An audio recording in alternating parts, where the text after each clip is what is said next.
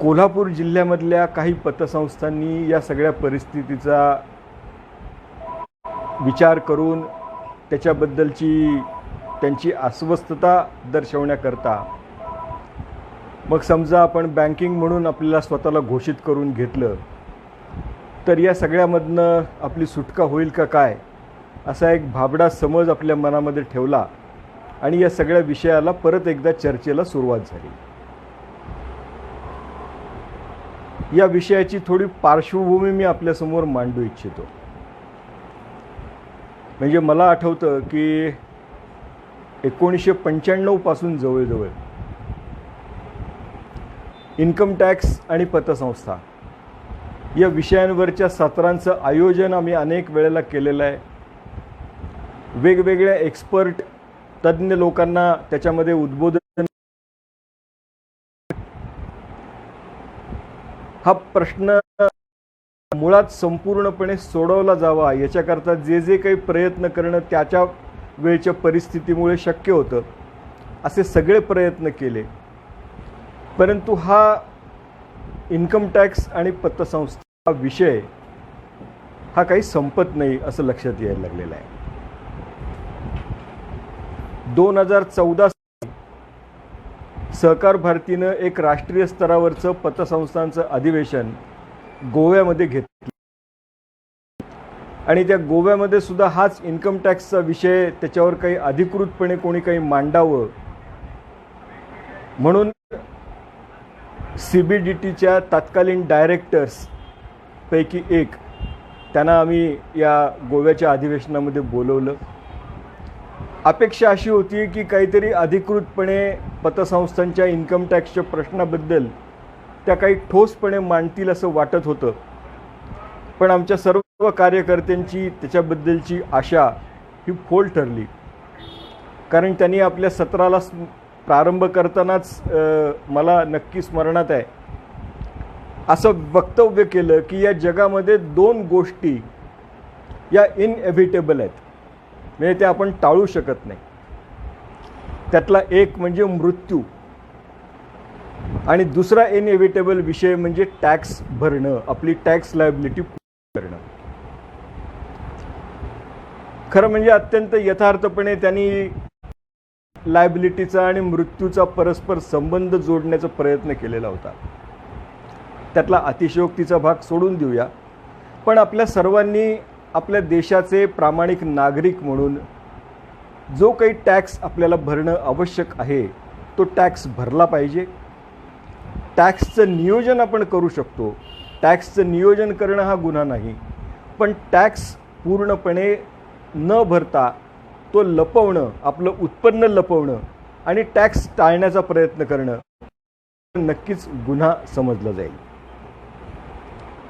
आज महाराष्ट्रामध्ये ज्या पतसंस्था कार्यरत आहेत, परवाच एका वेबिनारमध्ये माहिती समोर आली की या पतसंस्था साधारणतः 15-15.5 हजार पतसंस्था आहेत महाराष्ट्रामध्ये कार्यरत असलेल्या. या सगळ्यांच्या डिपॉझिटची संख्या अमाऊंट वाईज ही 60,000 कोटी रुपयांपर्यंत पोहोचलेली आहे. म्हणजे सायझेबल डिपॉझिट त्यांच्याकडे आहे. अनेक पतसंस्थांनी आपले व्यवसाय वाढवलेले आहेत, प्रयत्नपूर्वक वाढवलेले आहेत. आपल्या स्वतःच्या विश्वासार्हतेच्या जोरावर ते वाढवलेले आहेत. आणि त्यामुळंच हा टॅक्सेशनचा प्रश्न जो आहे तो वारंवार डोकं वर काढतो आणि त्याच्याबरोबर काय खरं नेमकं करावं, काय आपलं धोरण असावं असा एक यक्ष प्रश्न आपल्या सर्वांच्या मनामध्ये निश्चितपणे उभा राहतो. आता यातली वस्तुस्थिती काय आहे आणि प्रत्यक्षात काय घडतं याचा आपण थोडक्यामध्ये विचार करू. अशी आहे की पतसंस्था आपला व्यवसाय सभासदांच्याकडनं ठेवी स्वीकारणं आणि कर्ज म्हणून वितरित करणं, त्याची इन्व्हेस्टमेंट करणं पतसंस्था करतात. त्या सगळ्या पतसंस्थांवर ज्या कुठल्या मार्गाने उत्पन्न मिळतं ते इन्कम टॅक्स ॲक्टच्या कलम ATP 2 नुसार करमुक्त आहे. म्हणजे त्याच्यावर कुठल्याही प्रकारचा कर देण्याची आवश्यकता नाही. प्रकारची सवलत पूर्वी नागरी सहकारी बँकांनाही होती, पण साधारणतः 2006च्या सुमाराला इन्कम टॅक्स ॲक्टमध्ये ATP4 हा नवीन सेक्शन अंतर्भाव त्याचा केला गेला आणि ATP4 नुसार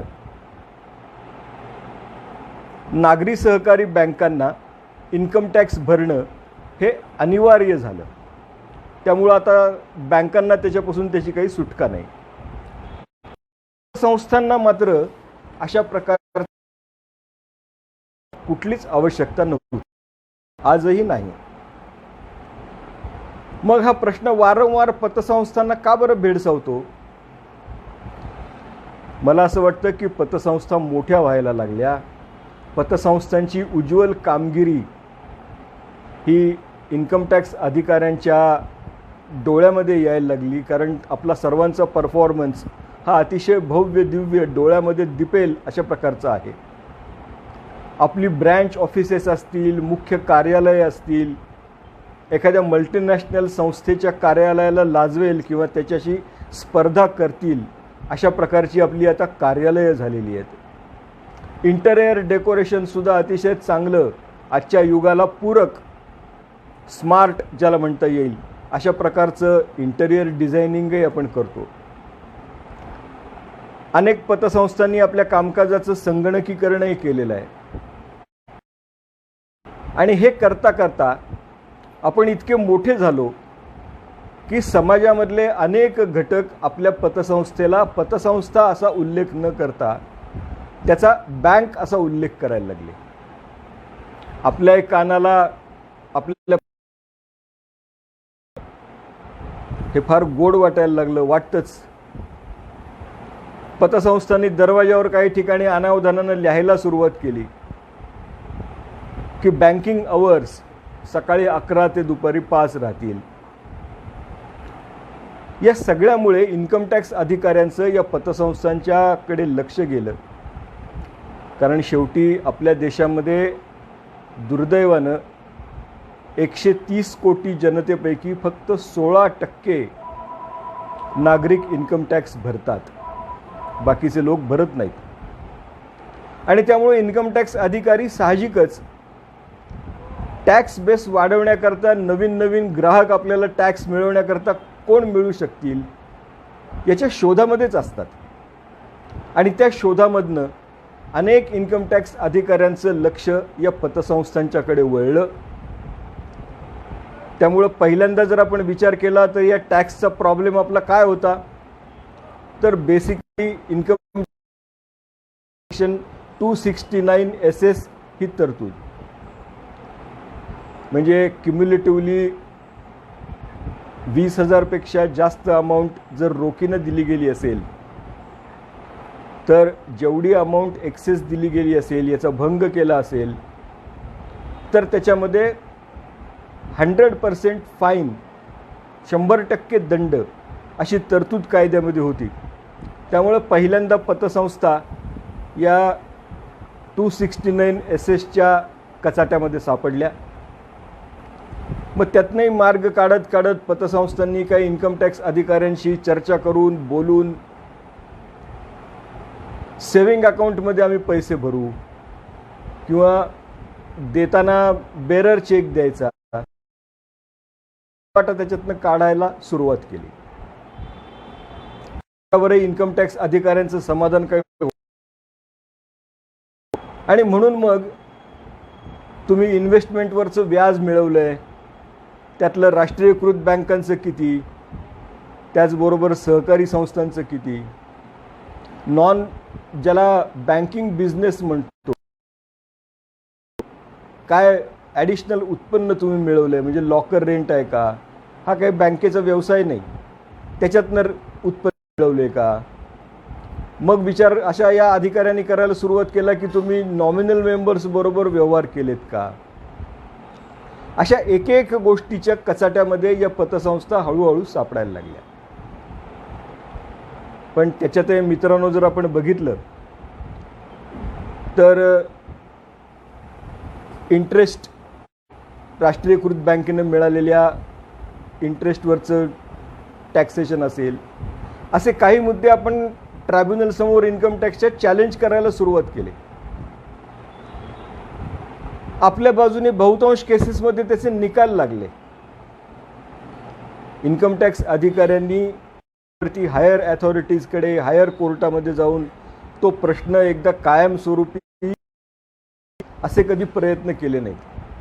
आणि म्हणून त्याच कारणाकरता पतसंस्था इन्कम टॅक्सच्या चक्रामध्ये भरडल्या जायला लागल्या.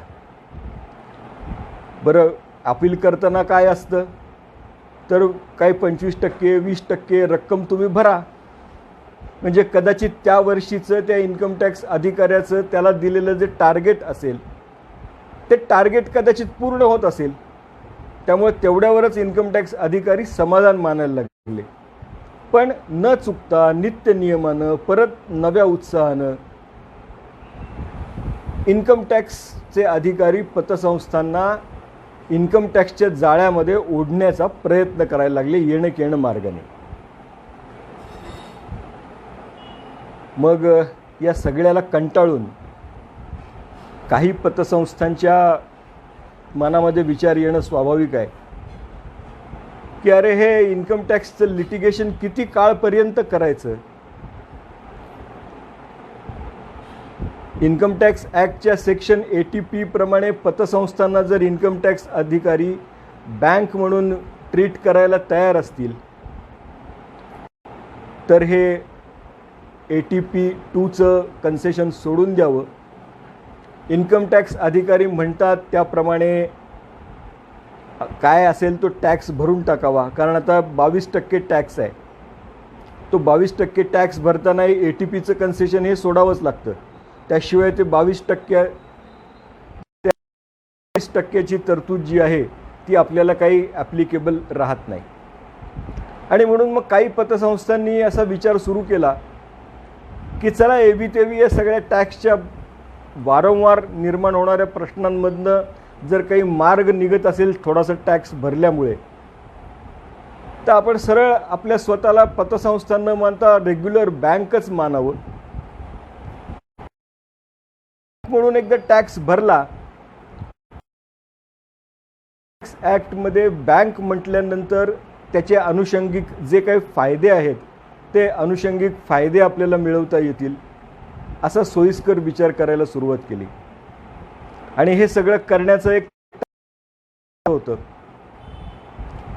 की या वर्षीच्या अंदाजपत्रकामध्ये सेक्शन 194A मध्ये तरतूद केली गेली की बँका या ज्या आपल्या डिपॉझिटर्सला इंटरेस्ट देतात त्याच्यावर एवढे दिवस TDS कापण्याची आवश्यकता नव्हती, पण आता TDS कापावा लागेल. सिनियर सिटीजन करता 50,000 रुपयांपेक्षा जास्त असेल तर, नॉन सिनियर सिटीजन्स करता 40,000 रुपयांपेक्षा जास्त असेल तर, आणि ही बँकिंग कंपनी असेल तर, बँकेचा व्यवसाय करणार असतील तर यातनं आपल्याला सवलत मिळेल किंवा सुटका होईल. म्हणून मग काही महाराष्ट्रातल्या पतसंस्थांनी इन्कम टॅक्सच्या अधिकाऱ्यांना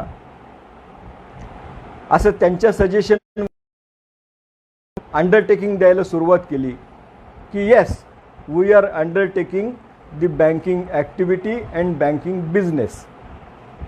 त्यामुळं काय तुम्हाला टॅक्स लावायचा तो लावा. तो टॅक्स जर लावणार असाल तर इन्कम टॅक्स ॲक्टप्रमाणे आम्हाला बँकेचं स्टेटस मिळालं पाहिजे, आणि मग बँकांना ज्या सवलती यातनं मिळू शकतात त्या सवलती आम्हालाही मिळाल्या पाहिजेत.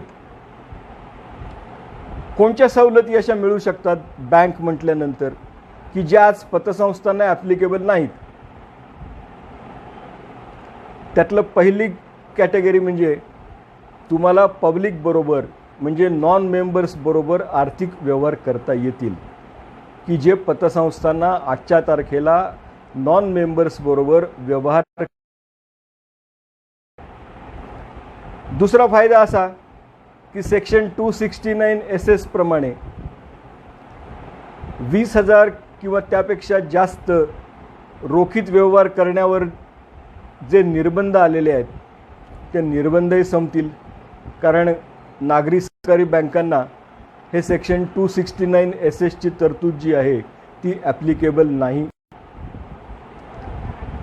तिसरा फायदा असा आहे, 269 प्रमाणे बँकांना 2 लाख रुपयापर्यंतची रोख रक्कम खात्यावर स्वीकारता येते, त्याच्यापेक्षा जास्तही रक्कम स्वीकारता येते. मग पतसंस्थांनी एकदा आपण स्वतः बँक आहोत असं इन्कम टॅक्स अधिकाऱ्याला सांगितलं, अंडरटेकिंग लिहून दिलं, की या 269 चाही आपल्याला काही फार उपद्रव होणार नाही. त्याचबरोबर आपल्या सर्व पतसंस्थांनी बॅड अँड डाऊटफुल डेट करता जर काही प्रोव्हिजन केलेली असेल, खोटी जर काही तरतूद केलेली असेल नफ्यामधनं, तर त्याच्यावर 7.5% एका आर्थिक वर्षामध्ये तुम्हाला रिबेट मिळू शकतं. त्याचबरोबर आणखीन एक तरतूद आहे की जी बँकांना ॲप्लिकेबल आहे, ती म्हणजे तुमच्या नफ्यामधनं जर तुम्ही रक्कम स्पेसिफिक रिझर्व किंवा स्पेशल रिझर्व म्हणून ट्रान्सफर केलीत नफ्यामधनं, तर 1 लाख रुपयापर्यंत अशी तरतूद जर आपण केलेली असेल तर त्या इन्कम टॅक्स ॲक्टनुसार त्याच्यामध्ये त्याला रिबेट मिळू शकेल अशी स्थिती आहे. त्याचाही फायदा आपल्या पतसंस्थांना होईल. त्याचबरोबर इन्कम टॅक्सच्या सेक्शन 3D प्रमाणे NPA अकाउंटवरचं व्याज ज्या आर्थिक वर्षामध्ये मिळेल त्याच आर्थिक वर्षामध्ये ते बँकेच्या उत्पन्नामध्ये धरलं जातं. आणि ज्या वर्षी असं NPAचा पोर्शन काही रिकवर झाला, वसूल झाला, आणि ही वसुलीची रक्कम समजा पुढच्या 4 वर्षांनी आपल्याला मिळाली, तर ती ज्या वर्षामध्ये मिळेल त्या वर्षी ती आपल्या उत्पन्नामध्ये समाविष्ट केली जायची. पतसंस्थांना याही प्रकारची सवलत अवेलेबल नाही. पतसंस्थांनी इन्कम टॅक्सवरची जी काही प्रोव्हिजन केलेली असेल ती तुम्ही प्रोव्हिजन तर कराच, पण न रिकवर झालेलं व्याज हे उत्पन्नामध्येच गृहीत धरलं जातं. त्याच्याबद्दल कुठल्याही प्रकारची वेगळी ट्रीटमेंट आपल्याला यामधनं मिळत नाही. आमचे कर्नाटकातले पण काही मोठ्या पतसंस्था आहेत, त्यांच्याशी पण माझी चालू असते. त्या कर्नाटकातल्याही लोकांनी मला एकदा सांगितलं की म्हणाले, सर पतसंस्थांना टॅक्स भरायचा असेल ते भरून टाकू, दरवर्षी हे सगळे झंझट करण्यापेक्षा जर इन्कम टॅक्स ॲक्टनं पतसंस्थांना बँक असं संबोधलं, असं मानलं, तर निदान इन्कम टॅक्स ॲक्टमधल्या ज्या प्रोव्हिजन्स आहेत, ज्या बँकांना लागू आहेत, ज्याचा उल्लेख मी आत्ता विस्तारानं केला, अशा सगळ्या तरतुदीचा फायदा तरी निदान आपल्याला मिळवता येईल. अनावधानानं अशा प्रकारचं एक पत्र कर्नाटकातल्या सौहार्द फेडरेशननं CBDTच्या चेअरमनला चुकून एकदा लिहिलं होतं. ते पत्र आम्ही त्यांना विड्रॉ करायला लावलं आणि त्यांना असं सक्त ताकीद दिली की चुकूनही पतसंस्था टॅक्स भरायला तयार आहेत, काय असेल ते टॅक्स एकदा लावून टाका. असा निराशाजनक सूर लावण्याचं काही कारण नाही.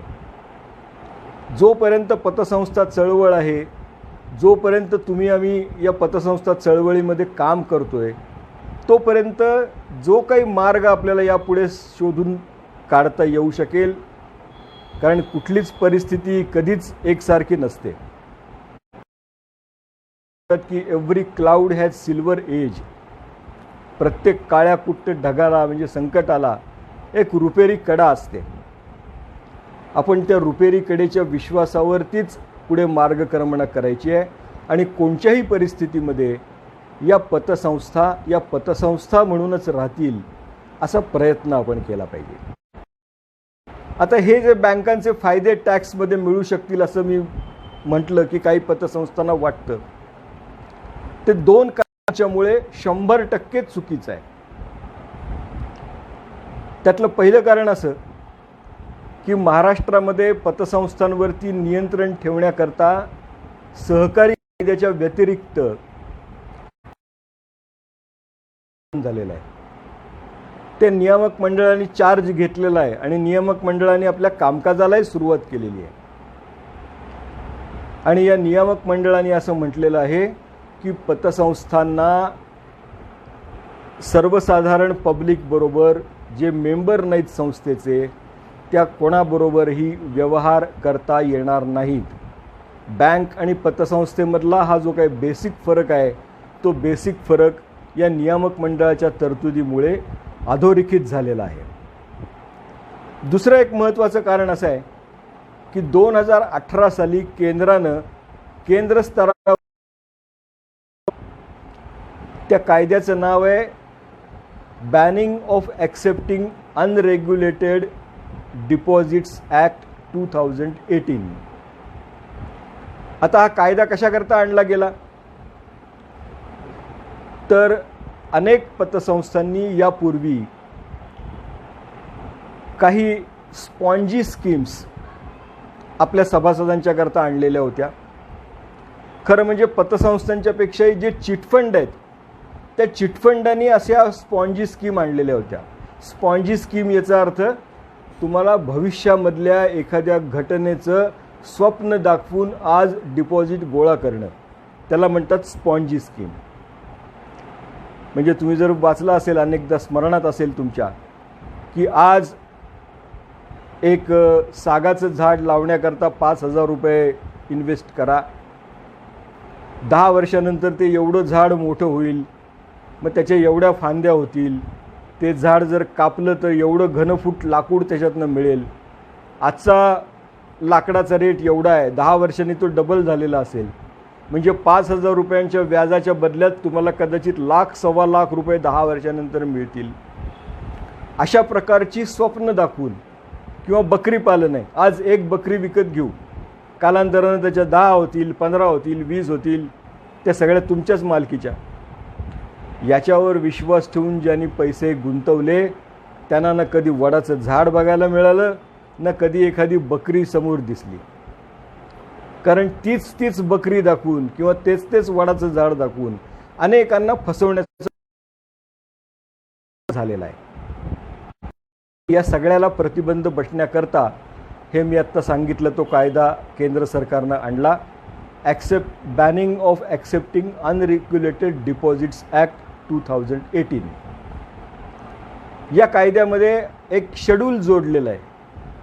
त्या शेड्यूलमध्ये रेग्युलेटेड डिपॉझिट कुठलं आणि अनरेग्युलेटेड डिपॉझिट कुठलं हे स्पष्टपणे नमूद केलेलं आहे. आणि अनरेग्युलेटेड डिपॉझिटच्या कॉलममध्ये असं म्हटलेलं आहे पतसंस्थांच्या बाबतीत की ज्या पतसंस्थांनी आपल्या मेंबर्सकडनं डिपॉझिट घेताना ज्या मेंबर्सना ज्या सभासदांना वोटिंग राईट नाही, व्यवसाय बंद केल्यानंतर आपल्या मालमत्तेमध्ये सहभागी नाही, जे ॲन्युअल जनरल मीटिंगमध्ये उपस्थित राहून मतदान करू शकतात, अशा पतसंस्थांच्या सभासदांव्यतिरिक्त अन्य कुणाकडनंही डिपॉझिट स्वीकारलं तर ते अनरेग्युलेटेड मानलं जाईल. म्हणजे या कायद्याच्या तरतुदीचा जर आपण विचार तर अनरेग्युलेटेड डिपॉझिट म्हणजे नॉमिनल मेंबर्सकडनं घेतलेलं डिपॉझिट अशी सोपी सुटसुटीत व्याख्या आपण करू शकतो.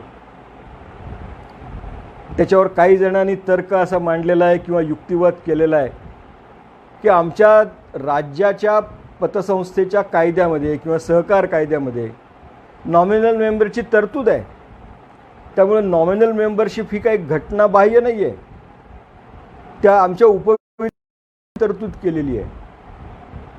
परंतु मित्रांनो, या ठिकाणी आपण असं लक्षात घेतलं पाहिजे किंवा जेव्हा एकाच विषयावर 2 कायद्यांमध्ये परस्पर विरोधी मतं दिलेली असतील, म्हणजे या केसमध्ये सहकार कायद्यात नॉमिनल मेंबरशिपची तरतूद आहे, पण banning of accepting unregulated deposit जो केंद्राचा कायदा आहे अशा प्रकारची तरतूद नाही.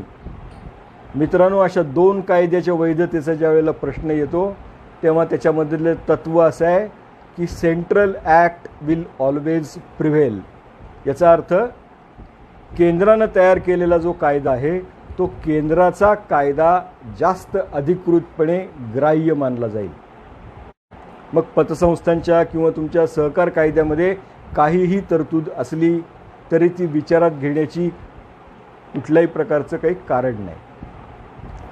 आता या सगळ्या गोष्टींचा जर आपण उहापोह केला तर मला असं की पतसंस्थांनी बँक बनण्याचा कधीच प्रयत्न अवैध मार्ग म्हणजे इन्कम टॅक्स ॲक्टनुसार आम्ही बँक आहोत आणि बँकिंगचं रेग्युलेशन करण्याकरता जो BR ॲक्ट आहे, बँकिंग रेग्युलेशन ॲक्ट आहे, त्या बँकिंग रेग्युलेशन ॲक्टमध्ये आम्ही बँक नाही. कारण बँकिंग रेग्युलेशन ॲक्टच्या सेक्शन 5 बँकेची व्याख्या काय केलेली आहे मित्रांनो, तर बँकिंग म्हणजे कर्ज देण्यासाठी किंवा गुंतवणूक करण्यासाठी जनतेकडनं ठेवी स्वीकारणे, पैसे जमा करणे आणि त्या डिपॉझिटर्सनी म्हणजे ठेवीदारांनी मागणी केल्यानंतर चेक, ड्राफ्ट किंवा ऑर्डरनी परत करणे. आता पतसंस्था कोणत्याही परिस्थितीमध्ये जनतेकडनं ठेवी स्वीकारू शकत नाहीत, मेंबर्सकडनंच स्वीकारू शकतात आणि तेही फुल फ्लेज मेंबरकडनंच. आणि म्हणून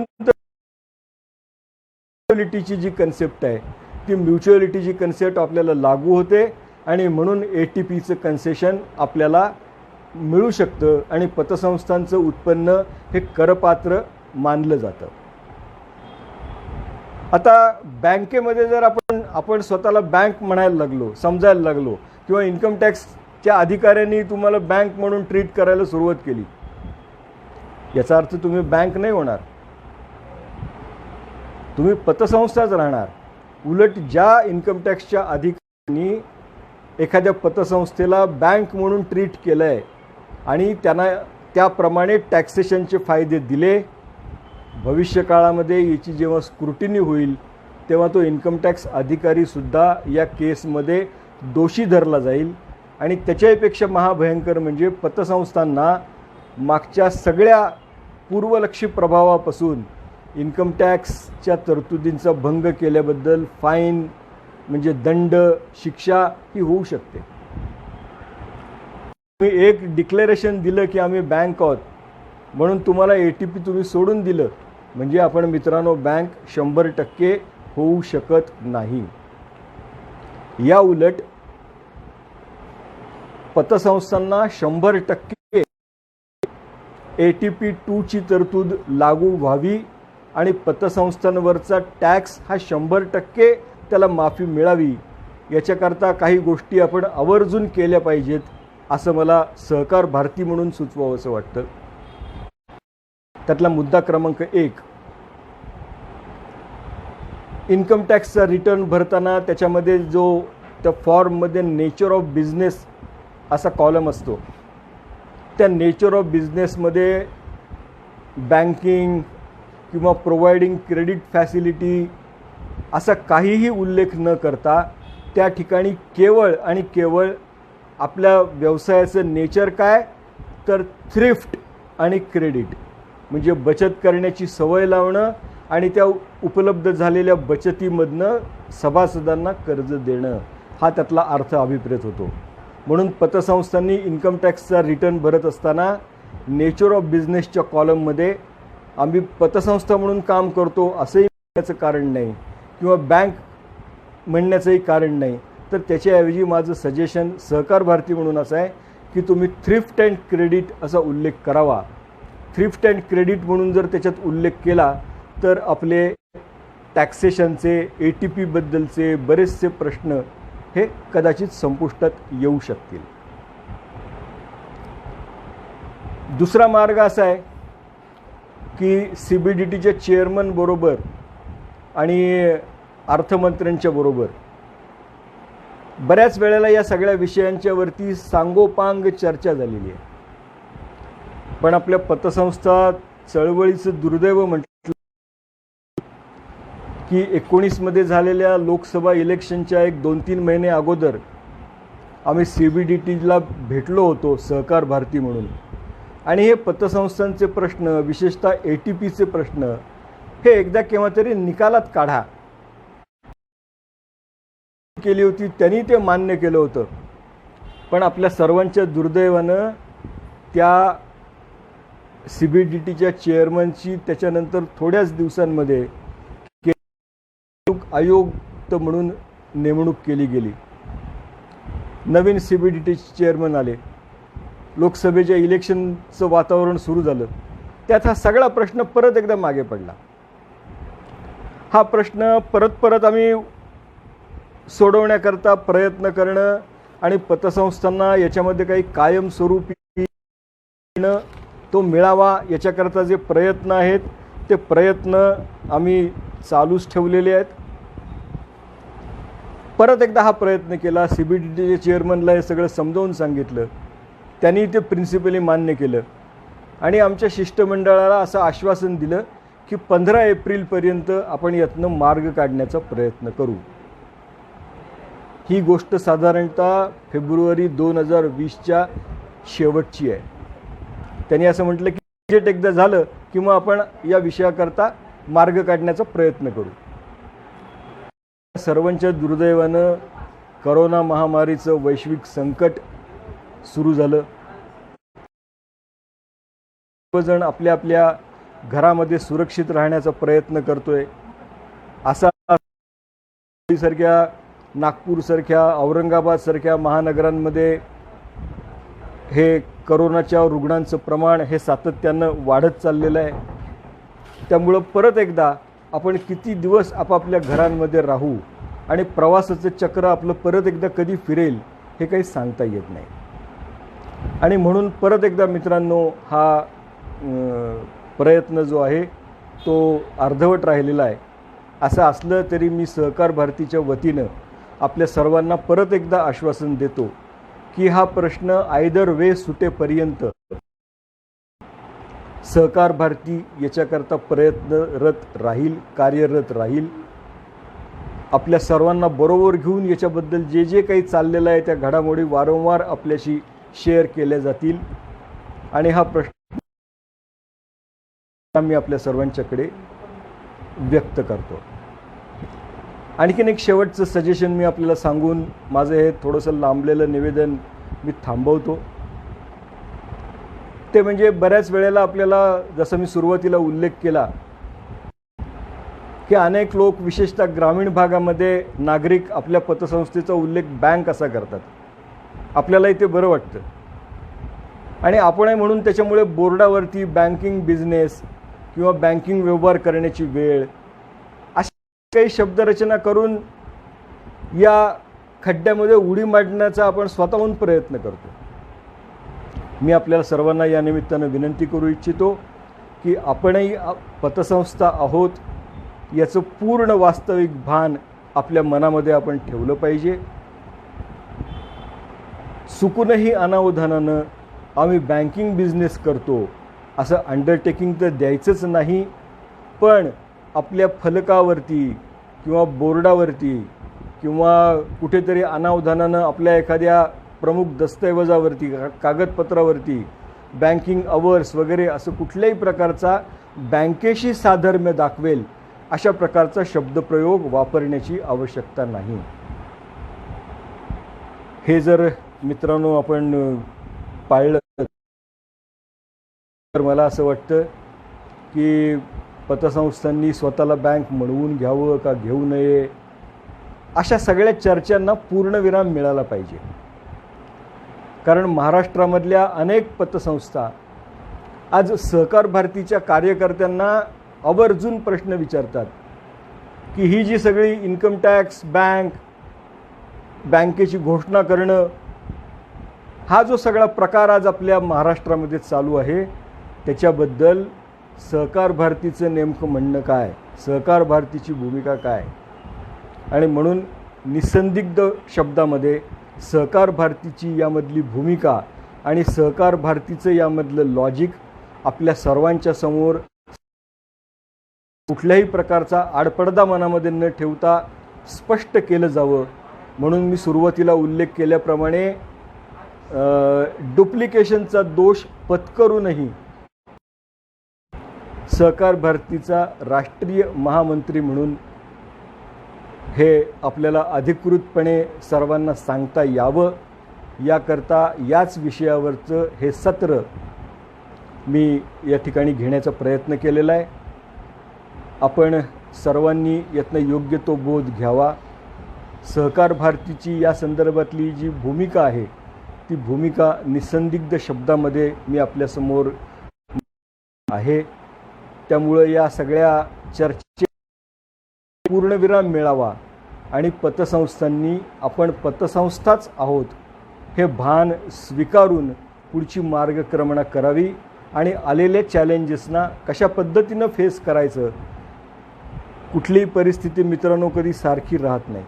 आज समजा आपण अयशस्वी झालो असलो तरी बचेंगे तो और भी लढेंगे आणि अजून हे प्रयत्न करत राहू आणि पतसंस्थांना या संदर्भात योग्य तो रिलीफ मिळण्याकरता जे जे काही प्रयत्न करावे लागतील ते प्रयत्न आपण सर्वजण मिळून करू. सहकार भारती त्याच्यामध्ये पुढाकार घेईल, पण या पतसंस्था चळवळीमध्ये असलेली सर्व प्रकारची असोसिएशन्स, फेडरेशन, मग ते जिल्ह्याचं फेडरेशन असू दे, स्टेटचं फेडरेशन, ज्या नॅफकॅपचा मी डायरेक्टर आहे ते नॅफकॅपसारखं फेडरेशन असू दे, या सर्वांनी या चळवळीकरता परस्परांच्या पूरक भूमिका घेतली पाहिजे आणि हा सर्व प्रश्न कॉमन कॉज आहे, एकत्र येऊन सोडवण्याचा प्रयत्न केला पाहिजे. या सगळ्यामध्ये कुठल्याही प्रकारचा अभिनिवेश सहकार भारतीने बाळगण्याचं कारण नाही आणि अन्य कोणी बाळगण्याचं कारण नाही. तो बाळगू नये. सहकार भारती बाळगणार नाही अशी ग्वाही मी देतो. धन्यवाद.